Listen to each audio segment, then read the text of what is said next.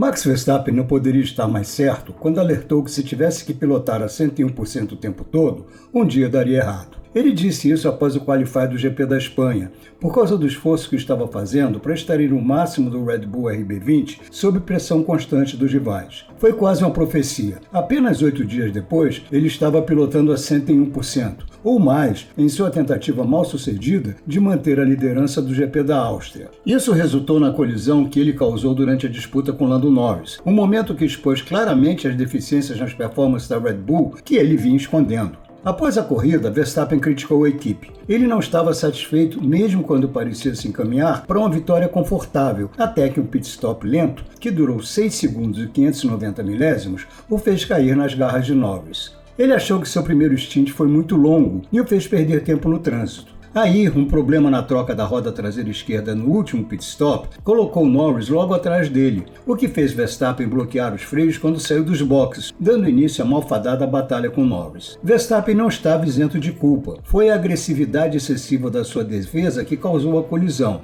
Mas a maneira como o GP da Áustria se desenrolou provou que existem rachaduras na supremacia da Red Bull, e elas vêm sendo disfarçadas há algum tempo. Não chega a ser um desastre, já que Verstappen ainda é o favorito para vencer o campeonato e ganhou 7 das últimas 11 corridas, 10 de 14 se incluirmos as sprints. Mas o fato é que a Red Bull vem vencendo por pouco, muitas vezes salva pela genialidade de Verstappen, e com exceção da Áustria, pelo trabalho impecável que compensa um carro que nem sempre é o mais veloz. Não se enganem, a Red Bull está sob séria pressão e seu piloto superstar está fazendo a diferença. É fácil achar que isso é exagero. Afinal, a Red Bull e Verstappen ainda estão vencendo com muita frequência. Mas André Stella, chefe da McLaren, argumenta que o único piloto constantemente na frente é Verstappen, mesmo quando as equipes estão equilibradas. Basta olhar para as evidências das últimas 6 corridas para concordar com Stella. A McLaren venceu com Norris em Miami, mas teve a ajuda do safety car e dos problemas de Verstappen. Em Imola, Norris pressionou Verstappen até a bandeirada. Em Mônaco, a vitória foi impossível até para Verstappen, já que o carro estava péssimo. Mas no Canadá, a Mercedes teve o carro mais rápido em pista seca e Norris perdeu a liderança quando a McLaren desperdiçou a chance de trazê-lo para os boxes durante o safety car. A Espanha foi uma repetição de Imola, com Norris perseguindo Verstappen na fase final. Na Áustria, Norris poderia ter vencido a Sprint Race se tivesse coberto a linha interna na curva 4 após ultrapassar Verstappen. E mesmo que Verstappen pudesse ter vencido o GP da Áustria com relativa tranquilidade, o fato é que ele não conseguiu. O que é preocupante para a Red Bull é que ela poderia ter sido derrotada em todas as últimas 6 corridas, mesmo tendo vencido metade delas. O carro ainda é muito rápido, mas toda fração de desempenho precisa ser extraída para vencer adversários cada vez mais fortes. Como diz Verstappen, o segredo para extrair tudo é se sentir bem no carro e trabalhar em estreita colaboração com a equipe. Isso é extremamente necessário. A recente queda de forma de Sérgio Pérez destaca como as coisas se tornaram mais difíceis para a Red Bull. A Red Bull ainda está no controle, mas como diz Verstappen, essa sequência de corridas antes do intervalo de agosto é crucial para a Red Bull ver onde realmente está. Enquanto se pode ter certeza que Verstappen não vai ceder 1 centímetro, esse pode ser um quadro preocupante para a Red Bull, não apenas para o resto desta temporada, mas para 2025, que é ainda mais importante. Mas como a Red Bull passou de um carro que venceu 21 de 22 corridas no ano passado e dominou o início dessa temporada a correr quase sempre na defensiva? Para começar a responder, podemos olhar para Mônaco, onde a Red Bull teve dificuldades com as ondulações e as zebras. Isso tornou a vida difícil até para Verstappen, que cometeu um raro erro ao tocar no muro na primeira curva do Q3. A Red Bull prosperou graças ao uso de uma suspensão traseira com enorme rigidez lateral. Ela deu ao carro o controle da plataforma necessário para não sofrer oscilações nem porpoising e produzir enorme downforce quando o carro se aproxima do solo. Esse conceito de suspensão foi projetado por Adrian Newey e está presente desde 2022, e não foi problema até recentemente. Isso porque a Red Bull podia elevar a altura do solo para um nível mais seguro e amenizar a rodagem, mesmo que abrisse mão de um pouco de downforce e, portanto, de desempenho, e ainda se manter à frente dos rivais, que estavam muito atrás. Nesse ano não foi possível fazer isso em Mônaco. Lá só seria possível andar mais rápido se fosse adotado um acerto mais confortável, mas isso teria deixado a equipe ainda mais para trás. Foi um pesadelo para Pérez e pegou Verstappen de surpresa em um fim de semana em que a Ferrari estava no topo.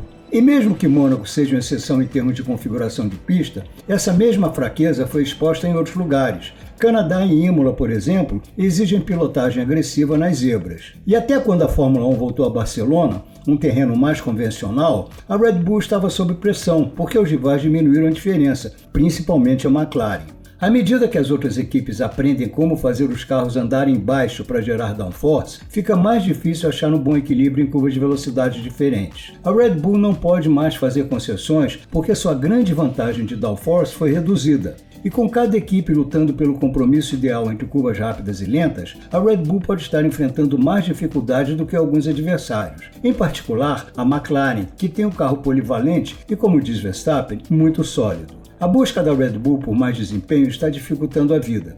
Como Verstappen admite, houve alguns fins de semana bagunçados e a equipe não pode mais se dar a esse luxo. A Red Bull está se esforçando para melhorar a dirigibilidade de seu carro, mas isso não pode comprometer suas qualidades. Já ficou claro que é mais difícil extrair o melhor do carro da Red Bull do que do da McLaren. Por isso, em uma pista como o Red Bull Ring, que tem uma variedade razoável de velocidades em curvas, mas não tão extrema quanto o Barcelona, a Red Bull pode ter uma vantagem considerável. Isso foi mostrado na Áustria, pelo passo que a Red Bull deu para colocar o carro no ponto ideal entre a corrida sprint e o qualify do Grande Prêmio. Verstappen disse que o carro estava muito melhor e lhe permitia atacar mais nas curvas. Verstappen poderia ter vencido facilmente na Áustria graças a isso. Já se sabia que ele teria dificuldades no último stint porque estaria com pneus médios usados, enquanto Norris teria médios novos, mas não teria sido tão difícil se não fosse o tempo perdido no pit stop. Mas dada a dificuldade de colocar o carro no ponto ideal em pistas com ampla variedade de velocidades em curvas, e onde passar em cima das zebras e ondulações do asfalto é um grande problema,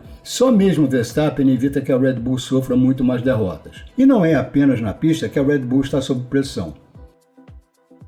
A desavença pública entre o chefe da equipe, Christian Horner, e Jos Verstappen, pai de Max, tem sido uma perturbação extra para a Red Bull, e isso explodiu novamente durante o GP da Áustria. A guerra entre os dois tinha esfriado, pelo menos em público, mas voltou forte. Quando Horner estava sob intensa pressão no início da temporada, por causa de uma reclamação séria contra ele, Jos alertou sobre o risco disso destruir a equipe. Essa não foi a única crítica de Jos a Horner. Ele não participou do desfile de carros clássicos realizado no domingo na Áustria ao volante de um Red Bull RB8 de 2012, como planejado.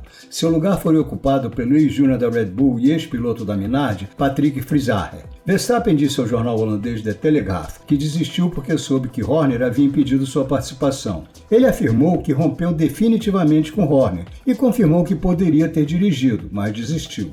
Por sua vez, Horner negou ter vetado a participação de Jos. Mas claro, isso não descarta Horner ter influenciado, como os comentários sugerem, para que a Red Bull não filmasse Verstappen quando ele estivesse na pista. Como Jos falou, isso é coisa de jardim de infância, mas é significativo por dois motivos. Primeiro, Jos e Max são muito próximos, junto com o empresário Raimund Vermeulen. Como Max disse no início desse ano, somos eu, meu pai e Raimund, todos juntos. E mesmo não tomando partido nessa disputa, ele disse que seria estranho para ele estar de um lado diferente do seu pai.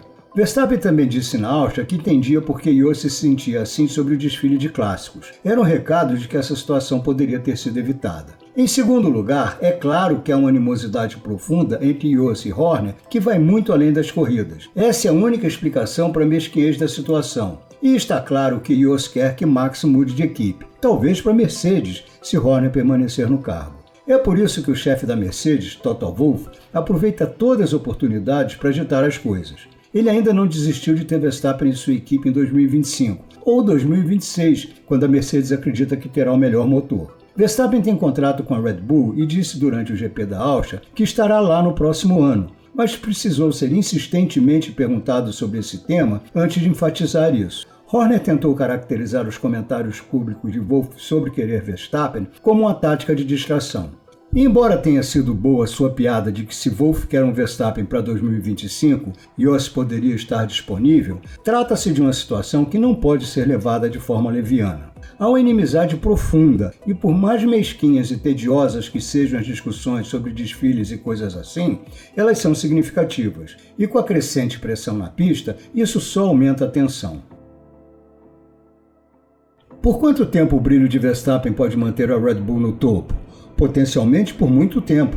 Ele está em uma posição forte no campeonato de pilotos e a Red Bull lidera o de construtores. No entanto, por mais brilhante que Verstappen seja, ele não pode mudar as leis da física. Elas definem quão rápido é o carro e se outros conseguirem fazer mais avanços, ele terá uma desvantagem impossível de compensar. Daí o comentário de 101%. É por isso que ele está pedindo para a Red Bull melhorar o carro.